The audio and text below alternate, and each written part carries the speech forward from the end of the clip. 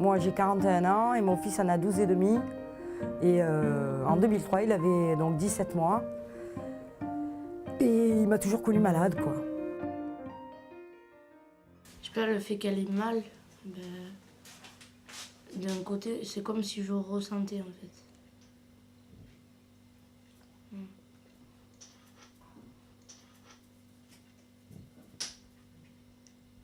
Et voilà.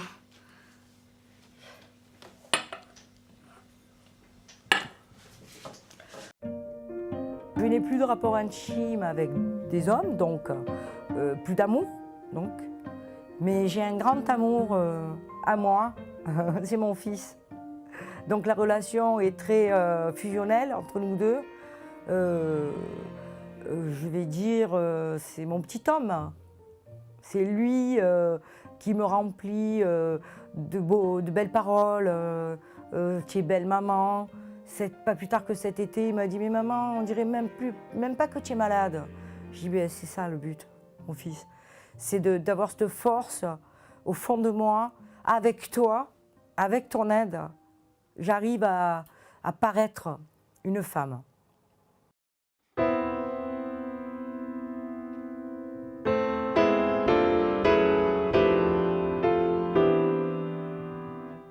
C'est pas parce que je suis malade que ça m'empêche pas d'avoir une vie de femme, d'avoir une vie de couple, d'avoir une sexualité. Donc voilà, j'ai dit, s'il faut que j'arrête tout, ben, je suis morte, moi. La première fois où on refait l'amour et qu'on n'a pas de sein, on se dit mais mon Dieu, je suis un monstre. Et en fait non, on est comme avant et le fait d'en parler, ça aide vraiment. Beaucoup.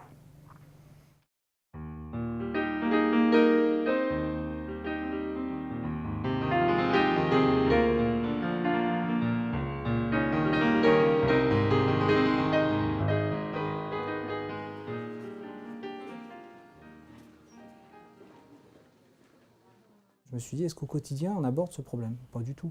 Enfin, moi, très honnête. Alors, je pense que c'est un loup. Mais il y a plein de choses qu'on n'aborde pas. Mais ça en fait partie. Et je pense que dans ce domaine-là, dans le domaine de l'urologie, dans le domaine cancéreux, quelque chose qui va toucher les patients sur le long terme et qui va modifier leur rapport à leur corps et leur rapport à leur partenaire pour la suite. Et effectivement, on devrait peut-être... À l'annonce de la maladie, à l'annonce de la thérapie à employer, il m'a parlé de castration chimique. Donc pour un homme, c'est quand même aussi traumatisant, même si ce degré d'information passe avant tout, passe après l'énoncé de la maladie qui reste plus présente que la vie sexuelle. Moi, j'essaye toujours de mettre un côté agréable, un petit côté, je dirais, comment dire, un petit peu d'humour dans la chose pour dédramatiser. Donc, les gens se livrent un peu plus. Donc, souvent, on arrive à parler de choses assez intimes avec eux, notamment sur l'oncosexualité. Qu'est-ce qui va m'arriver après? Est-ce que je vais avoir des troubles de l'érection? Comment les rapports avec mon épouse? Donc, tout un tas de questions. Les gens peuvent les poser que s'ils sont à l'aise. On ne pose pas une question aussi intime à quelqu'un si on n'est pas à l'aise.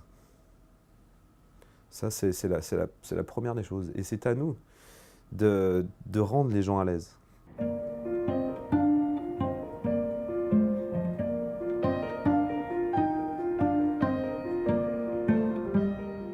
Quand on apprend la maladie, notre sexualité, elle passe à la trappe. C'est un truc... c'est le dernier de nos soucis, je pense. Et les traitements qu'on nous inflige ou qu'on nous permet de bénéficier ne sont pas forcément bons pour la libido. Moi, personnellement, la chimiothérapie que j'ai eue fait que pendant 6 mois, j'avais aucun désir. Donc, du coup, c'est plus notre préoccupation. C'est complètement, en tout cas moi, dans mon cas, c'était complètement court-circuité. On ne peut pas exiger des confidences des gens quand ils souffrent. C'est pas possible. Quand ils sont vraiment dans la souffrance mécanique, si vous voulez, on peut pas parler de ça. Il faut un laps de temps beaucoup de confiance, beaucoup d'amour aussi, beaucoup d'humilité de notre part pour pouvoir aborder ce sujet. Je pense que c'est hyper important. Moi, l'intimité, je pense qu'elle est exposée d'emblée quand on a une maladie. C'est ça la fragilité première, c'est qu'on arrive en étant effectivement fragilisé en plus brutalement fragilisé par une annonce qui est pénible. Autour du cancer, il y a en plus cette dimension, un traitement, un cancer. Il y a socialement et émotionnellement quelque chose qui se passe qui est une dimension très particulière au cancer.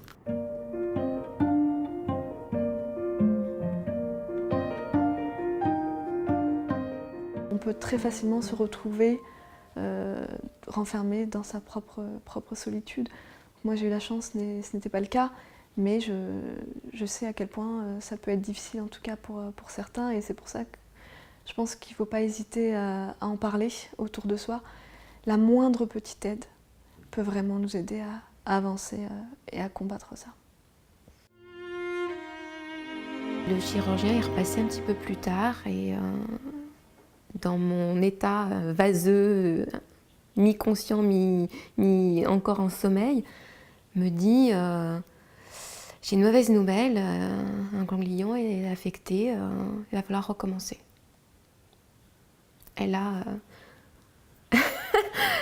là j'ai halluciné, quoi. Je me suis dit, mais j'ai cru que j'allais mourir. J'ai tout simplement cru que j'allais mourir. Je me suis dit, c'est fini. Ma vie est finie. Et il m'a dit ça à 21h le soir.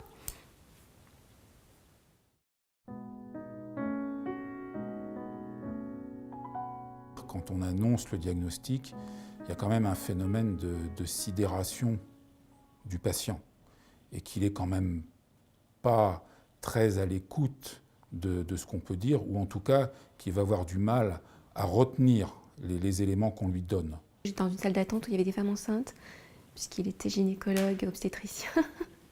Donc c'était assez bizarre, je ne me sentais pas à ma place du tout. Et je pense que ça a été une grande souffrance en fait d'être dans cette salle d'attente et de recevoir ce diagnostic juste après. Le début de la prise en charge, c'est un tel bouleversement dans le couple, mais dans l'équilibre familial global. Je veux dire, dans tout l'équilibre, dans l'équilibre de la personne là qui est là en face de nous, on est en train de remettre en cause tout son projet de vie. Alors bien sûr, ça comprend aussi son projet de couple, mais tout le projet de vie est complètement bouleversé. Alors j'ai du mal à dire, enfin oui, les traitements, ils ont une implication directe sur la vie sexuelle parce que c'est sûr que d'avoir des rapports quand on est très nauséeux, je suis pas sûre que ce soit le moment le plus agréable. Quand on a une mucite, d'en faire et que voilà, et c'est sûr qu'on a des toxicités directes qui font que ça facilite pas la vie sexuelle. Mais à côté de ça, il y a aussi un tel bouleversement émotionnel, familial, général, qui fait que aussi on n'est pas non plus dans les meilleures dispositions à ce moment-là pour vivre une vie sexuelle pleinement épanouie. Donc le traitement, il y a sa part, c'est clair. C'est la maladie aussi, de façon générale, qui a une très grosse part dans ce bouleversement-là et dans cette modification-là. Alors dans cette maladie-là, moi je pense qu'il faut vraiment être capable de prendre sur soi, se dire que oui, je ne pourrai pas avoir d'enfant, oui, c'est difficile, mais la vie, elle continue.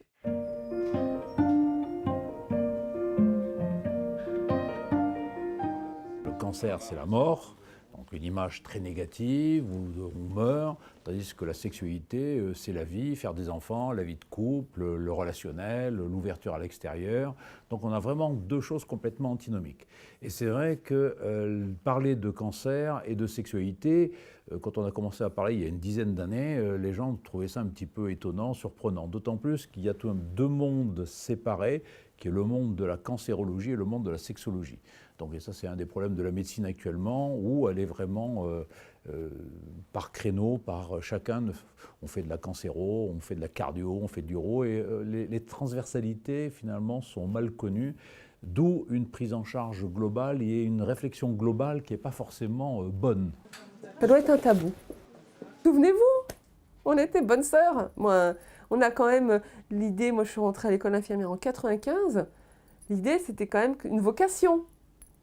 Donc, on était bonnes sœurs. Hein. C'était l'hôtel-dieu, c'était... Comment voulez-vous que les bonnes sœurs parlent de sexe? Non, mais...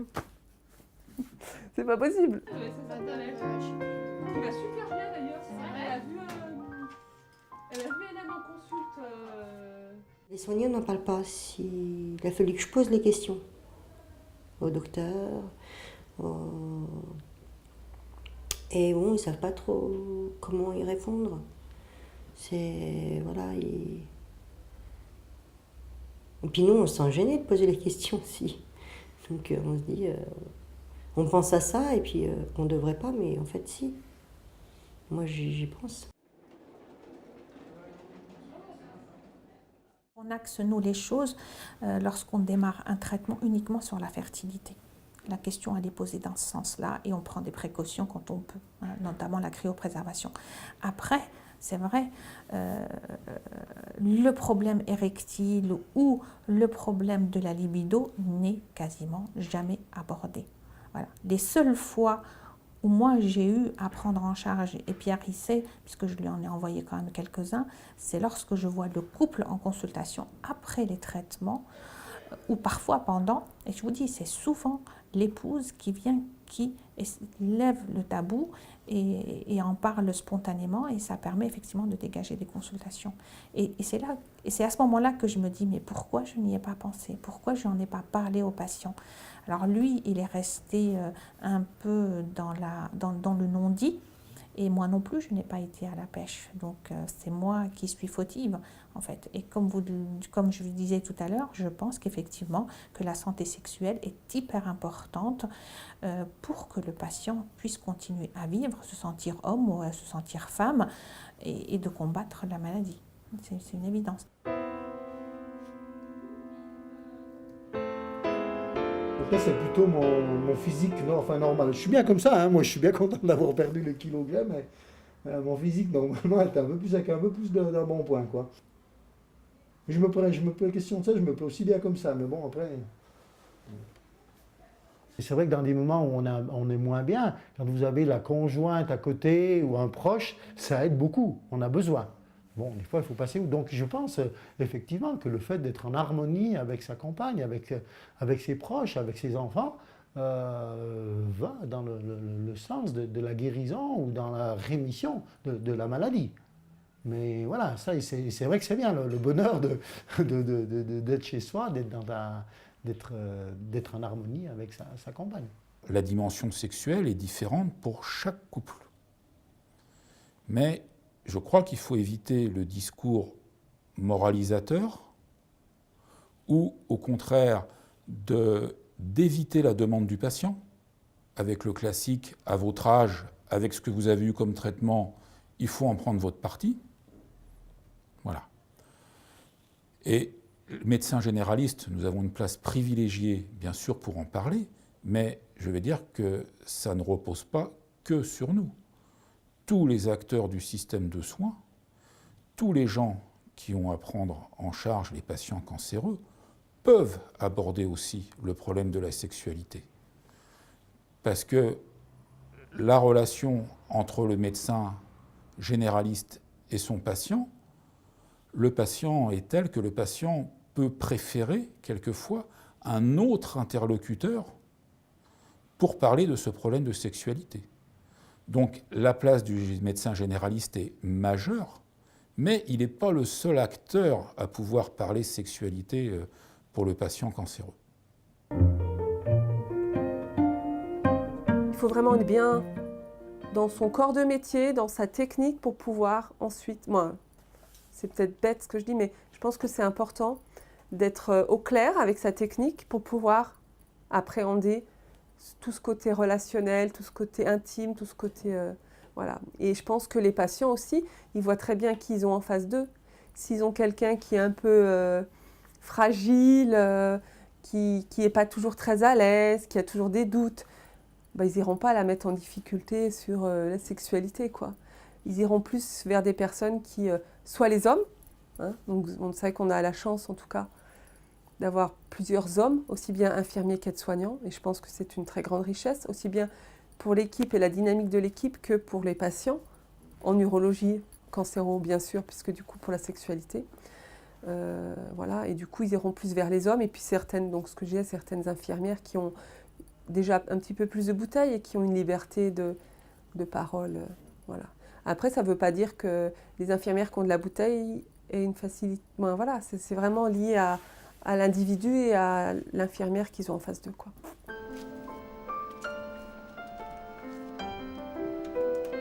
Quel est le périmètre de l'intimité dans lequel je peux me permettre, moi, en tant que soignant, d'entrer, soit parce que j'ai un soin spécifique à faire, soit parce que je vais expliquer au patient que ça peut avoir un impact sur sa qualité de vie derrière.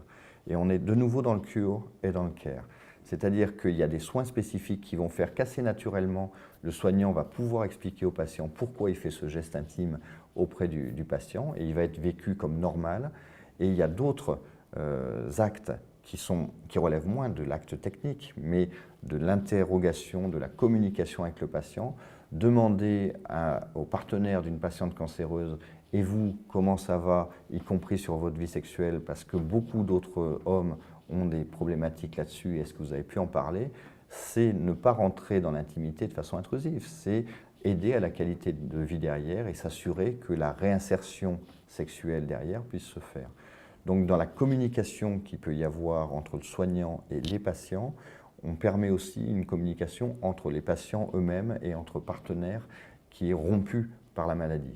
On se dit ça ne regarde personne à la limite, mais si effectivement quelqu'un vient nous dire « Mais attendez, votre problème, mais on peut le résoudre votre problème. Il y a maintenant des solutions, il y a des traitements, les technologies ont évolué, enfin il y a un tas de choses qui font qu'on peut améliorer considérablement votre situation. Mais si personne ne le dit, moi je dis franchement, voilà, c'est pas moi qui va en parler, qui va dire à l'infirmière, dites donc j'ai des petits problèmes là, est-ce que vous n'auriez pas une petite pilule pour m'aider? Non, non.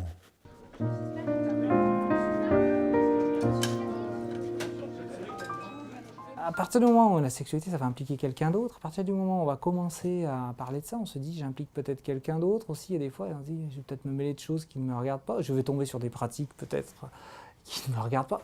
Voilà. Est-ce que j'ai suffisamment d'ouverture? Est-ce que je ne vais pas être bloqué si la personne commence à me parler de ça? Est-ce que moi je vais savoir répondre?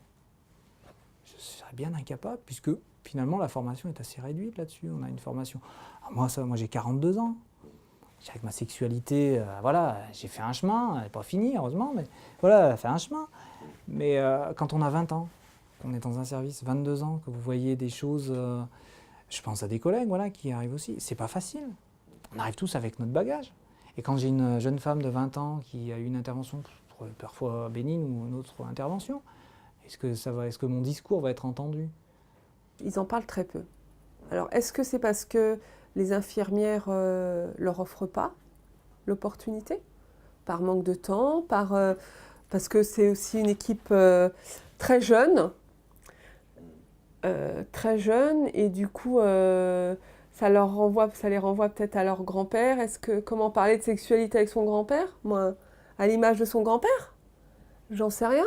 Moi, je me dis, j'irais pas parler de sexualité avec mon grand-père, quoi. Je suis désolée, moi, ça me serait difficile.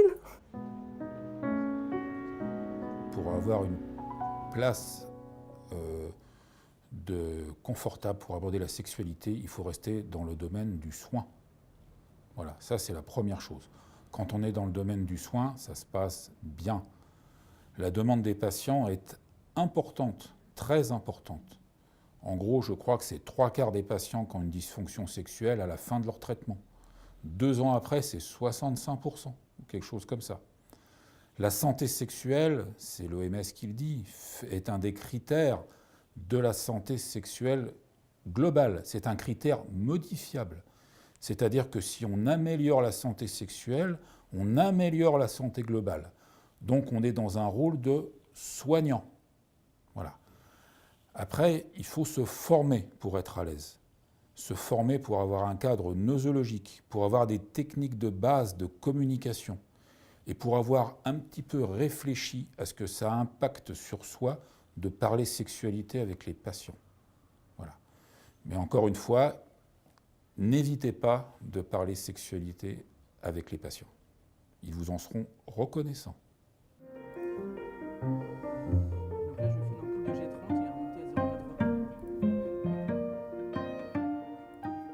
Je pense que mon attitude envers les patients, je suis un peu plus attentiste. C'est-à-dire que je vais essayer de les mettre je vais essayer de les mettre à l'aise le plus, enfin, comme j'aimerais être mis à l'aise.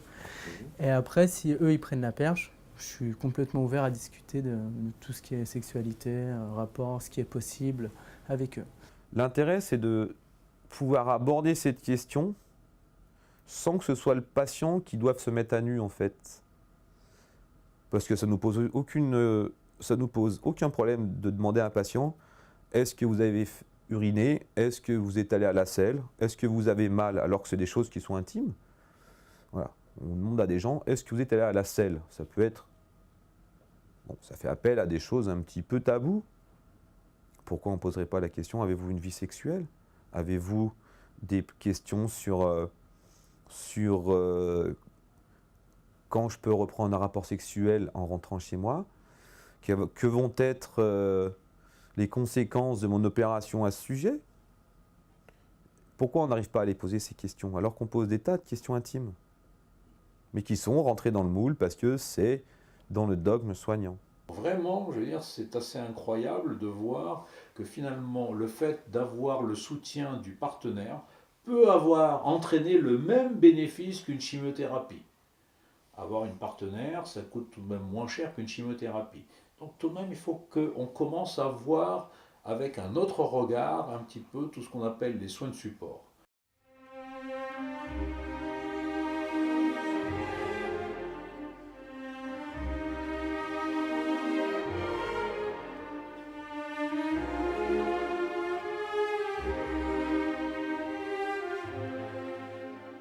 C'est pas une déchéance, mais physiquement, ça l'est quand même, parce qu'on perd une partie de son corps, on perd une partie de ses cheveux, de sa féminité, on perd ses sourcils, on a les ongles qui doivent être protégés. Moi, j'ai énormément maigri, donc c'est tout un... On va pas bien, quoi. Même si on est fort, même si on y croit, on va pas bien. Et moi, je voulais pas, déjà pour ma fille qui vivait avec moi, même en garde alternée, c'était très dur les jours où elle était là.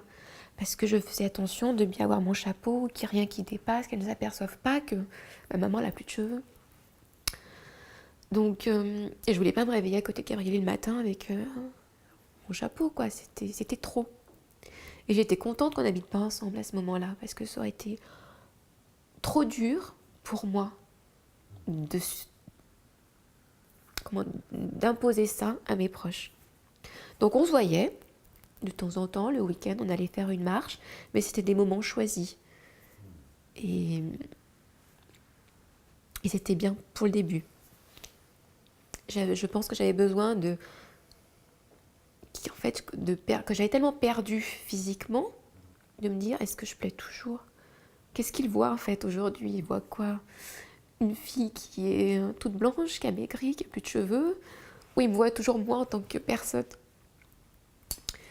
Donc ça se fait pas du jour au lendemain, quoi. Ça se fait petit à petit. Donc ça a mis un petit peu de temps.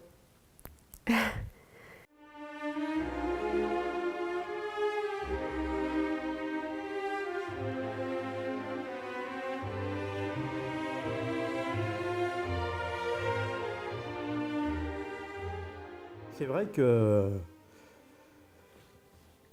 on a quand même des passages difficiles, il y a des moments, des petits coups de blues, hein, parce que suite aussi au problème d'intimité, hein, il y a des moments, on ne se sent pas à la hauteur, hein, on est quand même un homme, et puis on se rend compte quand même que la femme n'a plus non plus aussi les mêmes sensations, parce que c'est plus pareil, hein, donc il y a des fois, il y a quand même des moments de passage à vide.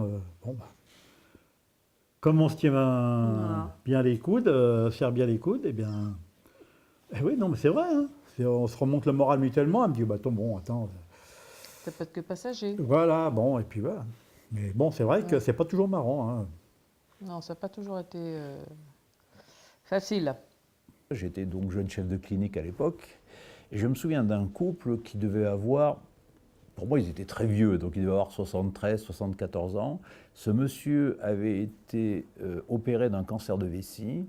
Et en fait, je l'avais vu pour problème de dysfonction érectile, je ne m'en souviens plus exactement. Mais je lui ai fait l'injection, il avait donc eu une érection, il a pu avoir donc une relation sexuelle avec son épouse. Et à l'époque, il y avait tout le problème des priapistes, du danger des injections intracaverneuses. Et je m'en souviens qu'ils attendaient que je revienne de vacances pour leur faire l'injection. Et j'avais été très touché par, comme pour ce monsieur dont on parle, c'était un couple qui manifestement qui s'entendait bien et on sentait que c'était un manque dans leur vie. Et ils attendaient que je revienne pour leur faire la piqûre intracaverneuse pour qu'ils aient un rapport. C'était assez touchant parce qu'on sentait que c'était pas du tout dans le hard, dans le sexe, mais c'était vraiment dans leur vie de couple intime à eux et que pour eux, ça contribuait à leur bien-être et à leur bonheur.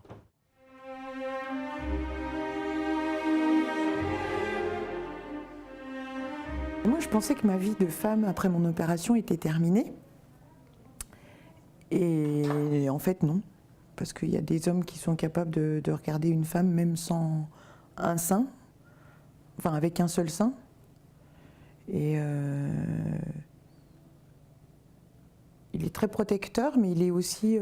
c'est pas parce que j'ai un sein en moins que je dois pas être féminine, maquillée, les ongles faits, porter des tenues aussi féminines que possible. Maintenant, on a plein de prothèses, de choses comme ça. Et du coup,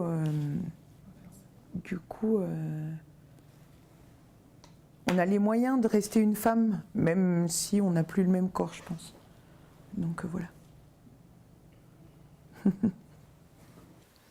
Le désir sexuel, c'est pas forcément... Enfin, je pense que quand on est malade, on a plus besoin de bienveillance, d'attention, d'un regard aimant. Pas forcément de... La sexualité peut arriver, mais elle passe d'abord par cette bienveillance, ce regard, cette attention, parce que c'est tout ce dont on a besoin. On est tellement en situation de fragilité que le sexe pour le sexe, pas vraiment. Mais ça peut être une finalité de cet ensemble-là, de cette approche-là. Je dirais qu'il a fallu cultiver au nouveau ce désir et pour se rapprocher au nouveau aussi à la sexualité et au rapport physique. Il a fallu cultiver et passer par effectivement des phases différentes comme François est en train d'expliquer. Et bon, c'est toujours lié quand même à une relation amoureuse, ça c'est clair. Bon, ça c'était le cas avant, ça continuait dans ce sens, mais bon, je pense que c'est un peu les bases d'une relation aussi qui dure dans le temps. Donc voilà, ça va un peu de soi. Après, le poids des différents composants, justement, n'était pas le même selon les différentes phases de la maladie et de la sortie de la maladie, etc.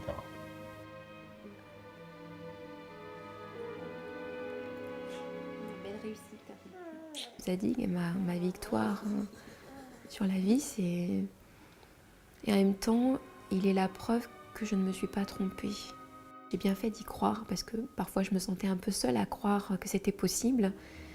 Et je suis très instinctive, je suis très animale en fait.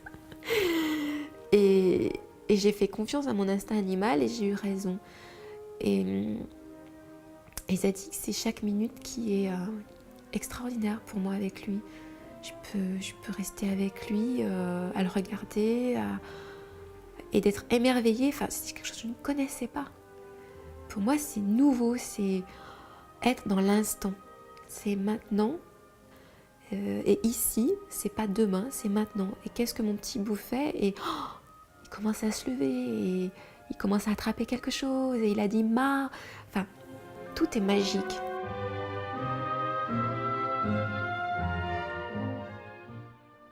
Et moi, je pense qu'il ne faut pas hésiter quand on a un petit souci, qu'on sent que c'est plus bien normal. Bon, on peut attendre un moment parce qu'on dit oh, c'est un passager, mais si on voit que ça perdure, il faut absolument y aller parce que ça ne peut que rendre les choses plus confortables. Le moral amélioré, parce que c'est vrai que quand on est rentré hier, qu'on a vu le docteur Bandil, on était comme des jeunes mariés. Tout à fait. Comme des jeunes mariés, fou dingue. Tout joyeux. Eh ouais, tout joyeux. Non, mais c'est vrai, parce que d'un seul coup, moi, je redevenais à peu près normal, et je pouvais lui offrir quelque chose que quand même est plus agréable pour une femme quand il y a des pour rapports. Chacun d'eux. Voilà. Chacun de nous. Hein. Ouais. Voilà. C'est surtout pour toi, pour